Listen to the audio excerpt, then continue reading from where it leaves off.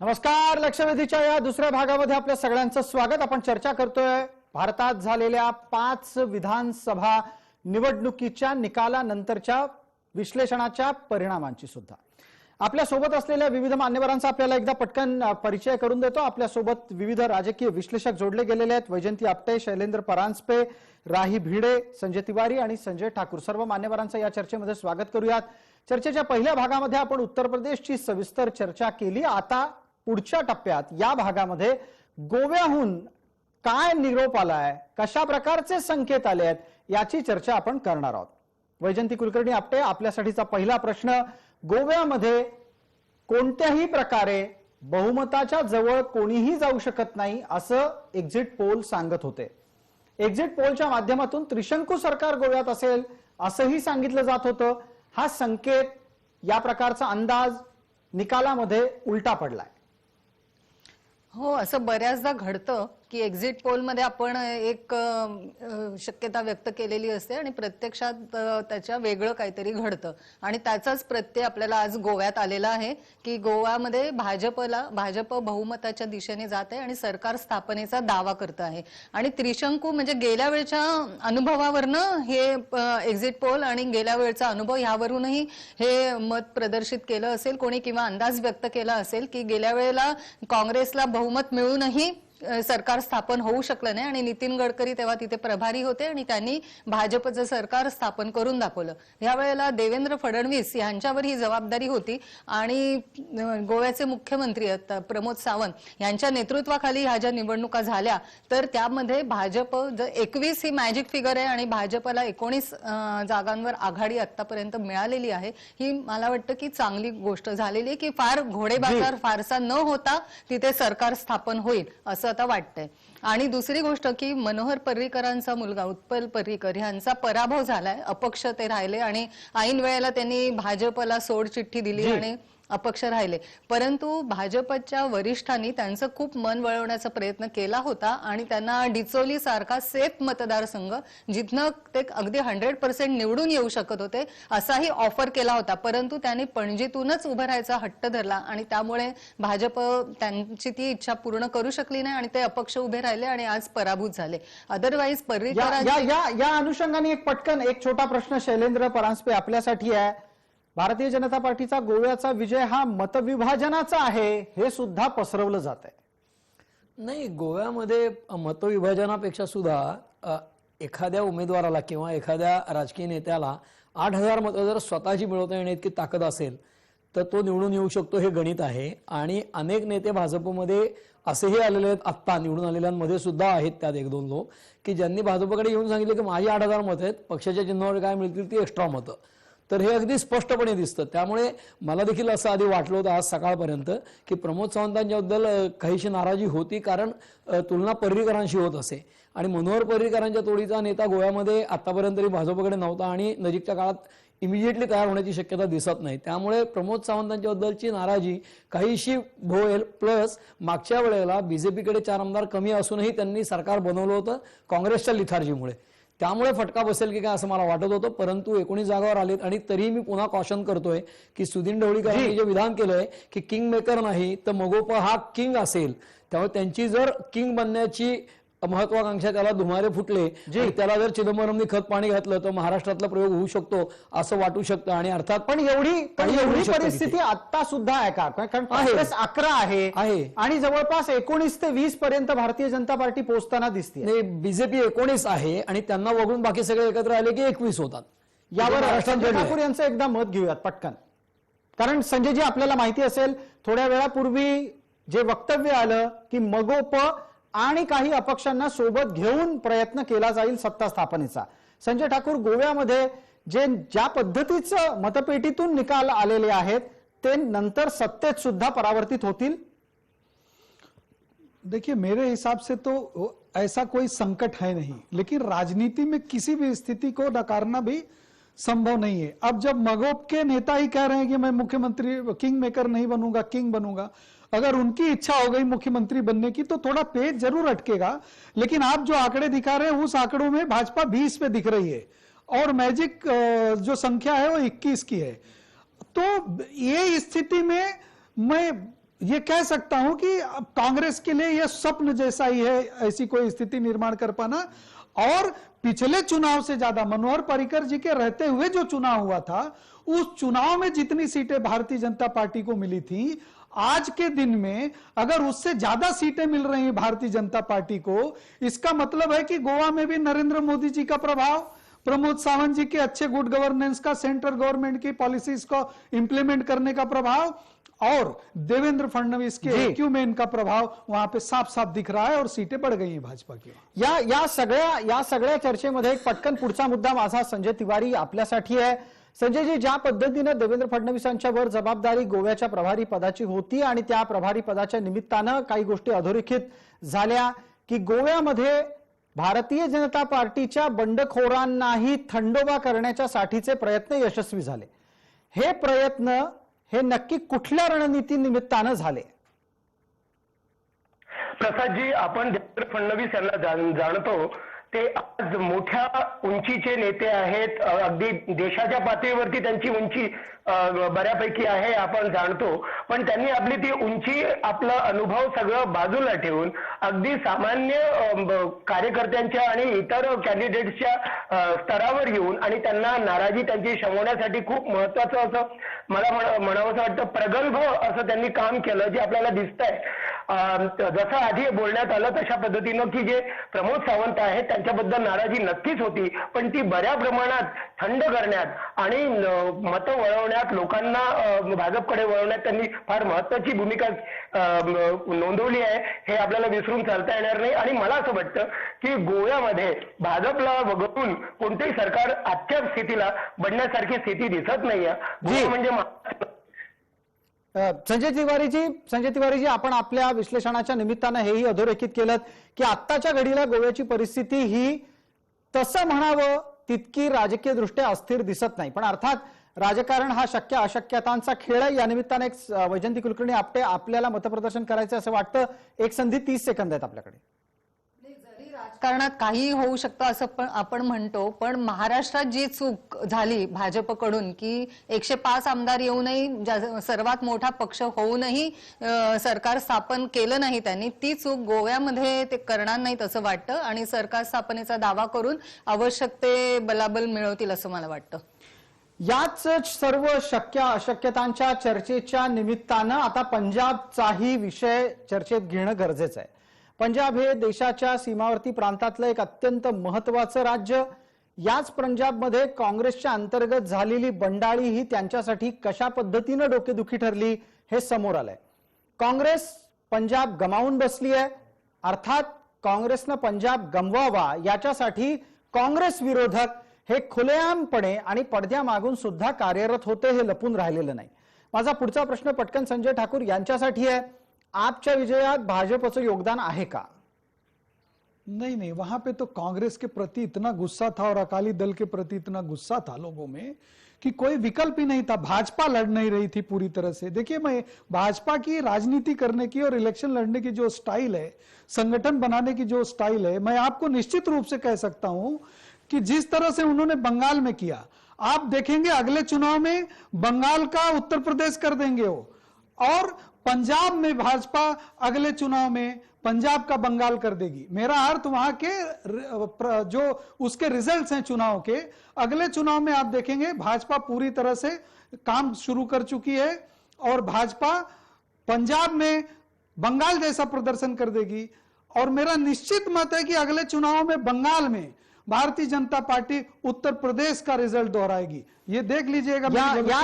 या प्रकारच्या आशावादाच्याच निमित्तानं पटकन राही भिडे, आपल्यासाठीचा प्रश्न आहे, भारतीय जनता पार्टीला पंजाबमध्ये सत्तेवर येण्याच्यासाठी एका संघटनात्मक पाठबळाची प्रचंड गरज आहे। गेली अनेक वर्ष ज्या पद्धतीनं महाराष्ट्रात आणि पंजाबमध्ये, ही दोनच राज्य भारतामध्ये अशी होती की जिथे अनेक वर्ष भारतीय जनता पार्टी स्वबळावर कधी लढली नाही, परिणाम स्वरूप संघटनात्मक आव्हानात्मक स्थिती भारतीय जनता पार्टीला अनुभवावी लागली। महाराष्ट्रामध्ये त्यांच्यासाठीची आता परिस्थिती त्यांनी बदलली आहे, पंजाबातही बदलली आहे, पण पंजाबात सत्तेत जाण्याच्या साठीचे प्रयत्न हे प्रचंड मेहनतीनंच होतील, ते इतक्यात सटकन 5 वर्षात होतील असं आपल्याला वाटतं का? नाही, तसं होणार नाही। चटकन, कारण ज्या पद्धतीने आपने तिथे आपले आता मुळं रोवण्याचा प्रयत्न केलेला आहे त्याच्याकडे आपल्याला दुर्लक्ष करता येणार नाही, कारण ह्या वेळेला कसं कडवं आव्हान त्यांनी उभं केलेलं आहे भाजप पुढे आणि काँग्रेस पुढे सुद्धा. पण ह्या वेळेचं पंजाबच्या बाबतीत काँग्रेसने जे काही केलं तिथे ते अतिशय इनमॅच्युअर्ड असं राजकारण होतं असं मी म्हणेन. कारण काय त्यांना तिथला सूर काही गवसलाच नव्हता आणि त्यांना याच्यामध्ये होते ते की आपलं सरकार येणारच म्हणून, कारण काही झालं तरी पंजाबमध्ये. पण तसं ते होत नाही. इतर फॅक्टर्स जे काम करत असतात तिकडेही काँग्रेसचं लक्ष नाही आणि ते आपल्याच पक्षामध्ये जी दुफळी झालेली आहे त्याच्यातच गुंतून पडलेले आहेत. अमरिंदर सिंग, आता गंमत अशी आहे की अमरिंदर सिंग सारखा पटियालाचा राजा हा निवडणुकीमध्ये हरतो, म्हणजे हे तो चेन्नी ठेवलेला नवीन आणून ठेवला होता तिथे तो पण हरला. इतकंच नाही तर अकाली दलाचे बादल त्यांच्या पत्नी ते पण हरले. म्हणजे सगळ्या जे काही होते त्या प्रस्थापितांच्या विरोधातला हा सगळा राग होता लोकांच्या मनामध्ये आणि त्याचा फायदा हा भाजपला तिथे झालेला आहे. तरी सुद्धा ही सगळी परिस्थिती आता आप जे तिथे आलेला आहे तर त्या आपने सुद्धा भाजप विरोधी ठासून भूमिका तिथे घेतली होती आणि त्याचा तो परिपाक आहे. त्यामुळे जर का तिथे करायचं असेल ह्या पुढच्या काळामध्ये आपला जर समजा नियंत्रित करायचं असेल तर भाजपला पुन्हा चांगल्या पद्धतीचं नियोजन करावं लागेल. एक तर बूथवर कार्यकर्त्यांना तैनात करून ठेवणं आणि तिथे बूथ लेवल पासून सगळ्यांशी चांगले संपर्क ठेवणं, हे जे काही भाजपचं आहे हे पुढच्या काळात सुद्धा त्यांना मॅन्युटली करावं लागेल. तर मग पंजाब सुद्धा त्यांच्या हातामध्ये यायला वेळ लागणार नाही असं मला वाटतं. पंजाबच्या निमित्तानं काँग्रेसला मिळालेला संकेत काय याची चर्चा करणं गरजेचं आहे. पंजाब, त्याचबरोबर राजस्थान, छत्तीसगड अशी अत्यंत निवडक राज्य ही काँग्रेसच्या ताब्यात होती. त्यातलं पंजाब निघून गेलेलं आहे. पंजाब आणि राजस्थान ही दोन्ही सीमावर्ती प्रदेशातली राज्य आहेत. या दोन्ही सीमावर्ती प्रदेशातल्या राज्यांमध्ये काँग्रेसचं असणं आणि नसणं याचेही काही अर्थ आहेत. संजय ठाकूर, आपल्यासाठी 1 मिनिट आहे या संदर्भात की काँग्रेस पंजाबात नसण्याचा संकेत काय? देखिए वहां पे पंजाब में लगातार जिस तरह से काम हो रहा था और पंजाब में तो कांग्रेस का इतना ज्यादा कांग्रेस में आंतरिक कलह हो गई थी कि उन लोगों को पार्टी की कुछ पड़ी नहीं थी, सिर्फ मुख्यमंत्री कौन बनेगा मुख्यमंत्री की ओर, और उसमें भी बर्बाद करने के लिए सीधे प्रियंका गांधी कूद पड़ी। प्रियंका गांधी ने सिद्धू को बढ़ावा दिया, प्रियंका गांधी ने उकसाया सिद्धू को अमरिंदर सिंह के खिलाफ। ये जो स्थितियां हैं ये कांग्रेस के लिए तो बिल्कुल ही लाभदायी नहीं होगी। रही बात सीमावर्ती देशों की, तो देखिए कांग्रेस की जो पॉलिसी है तो मेरा अपना ये मत है कि किसी भी सीमावर्ती प्रदेश के लिए कांग्रेस हितकारी नहीं होगी।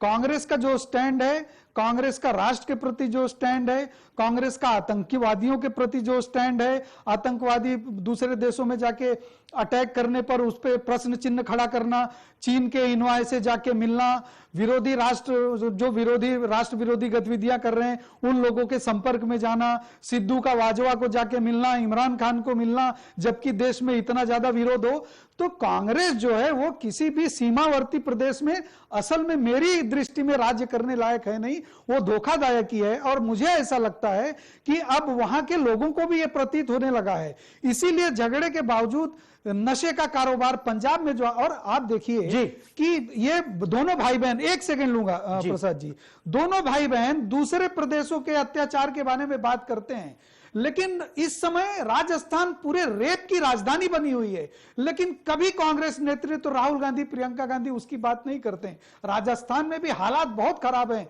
और जब भी वहां चुनाव होंगे कांग्रेस राजस्थान में साफ हो जाएगी। तुम्ही या निमित्तानं राजस्थानचं भविष्यातलं काय राजकारण असेल तेही संकेत स्वरूपात सांगितलंय। राजस्थानमध्ये सुद्धा काँग्रेस येत्या विधानसभेच्या निवडणुकांमध्ये राहणार नाही असा आपला तर्क आहे। या चर्चेला थोडं आणखीन पुढे नेऊ। उत्तराखंड आणि मणिपूर या 2 राज्यांची चर्चा सुद्धा आपल्याला करायची आहे। मणिपूरच्या बाबतीतला एक उल्लेख आवर्जून करावा लागेल, तो असा आहे की ईशान्य भारतातलं एक महत्त्वाचं राज्य, या राज्यामध्ये भारतीय जनता पार्टीचं अस्तित्व असणं हे भारतीय जनता पार्टीपेक्षा राष्ट्रीय स्वयंसेवक संघाच्या ईशान्य भारताच्या साठी गरजेच्या राजकारणाच्या निमित्तानं टाकलेलं महत्वाचं पाऊल आहे, त्याची पोचपावती आहे का? वैजंती कुलकर्णी आपटे.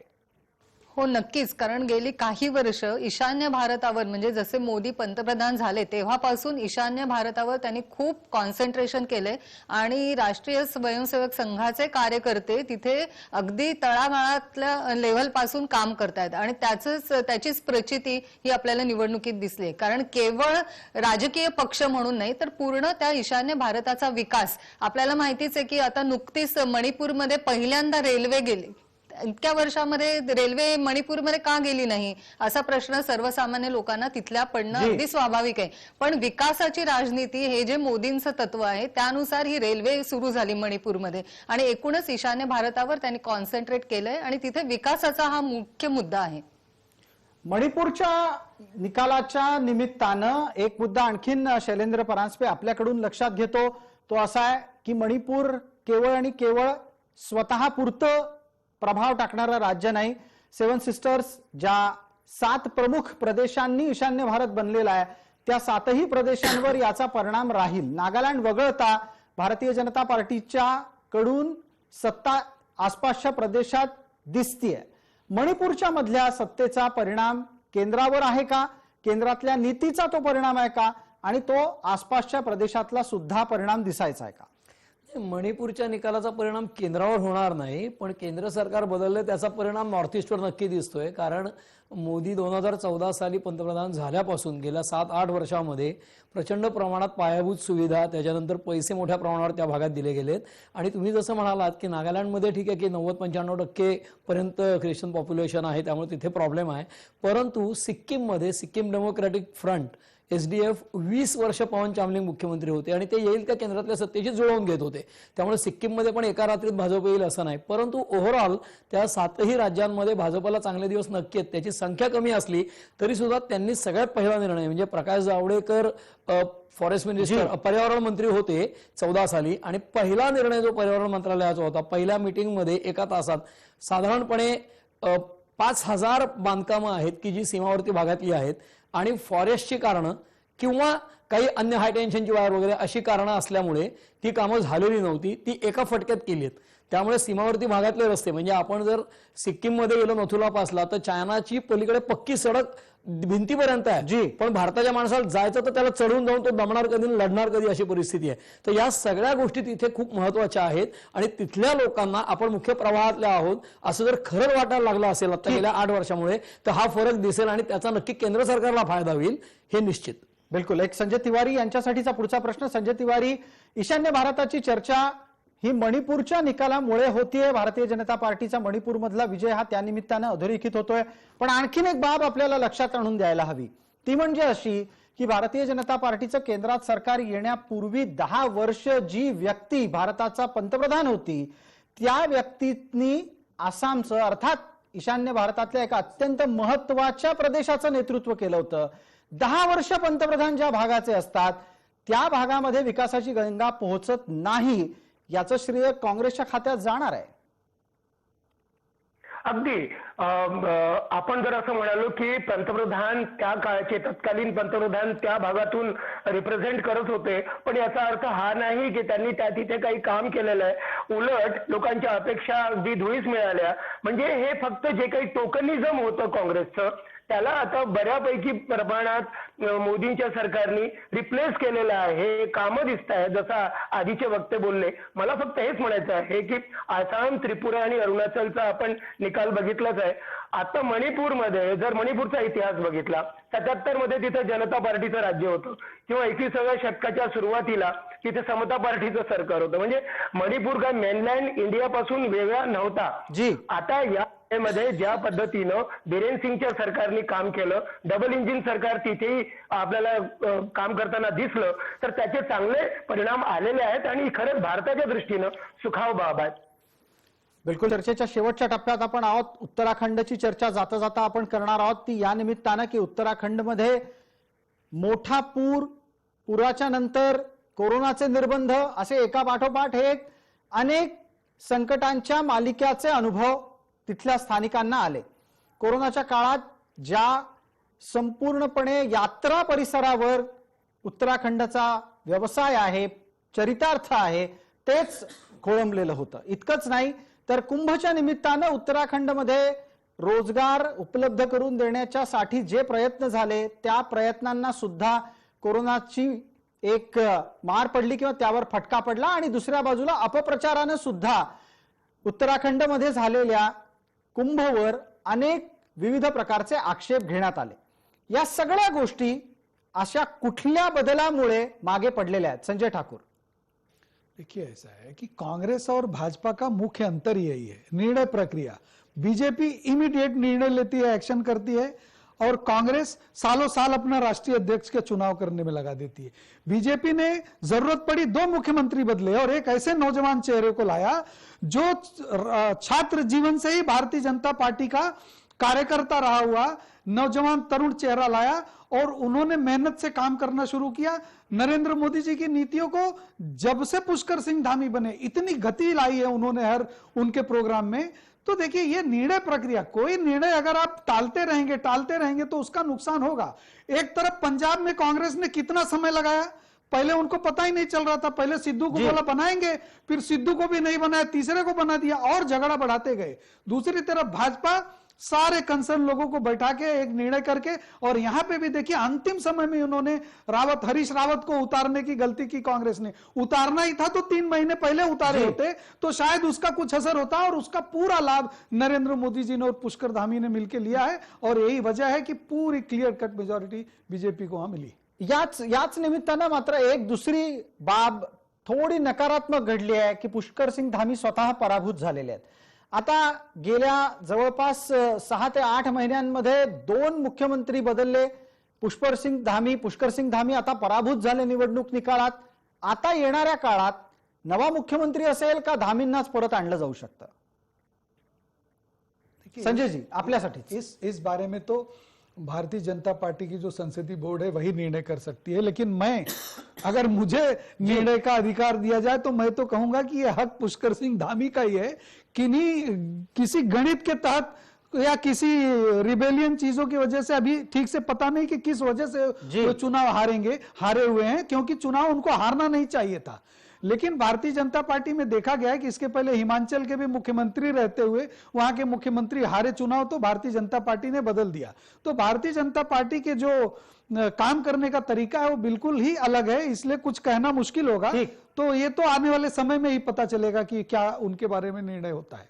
बिलकुल. आपण 5 राज्यांच्या निवडणूक निकालांची विश्लेषणात्मक चर्चा केली आणि त्यानिमित्तानं निकालातली दडलेली आव्हानं समोर आणण्याचा प्रयत्न केला. या चर्चेत सहभागी झालेल्या सर्व मान्यवरांचे मनपूर्वक आभार. लक्षवेधीच्या या चर्चेमध्ये तूर्तास इतकंच. सर्व प्रेक्षकांना जय महाराष्ट्र.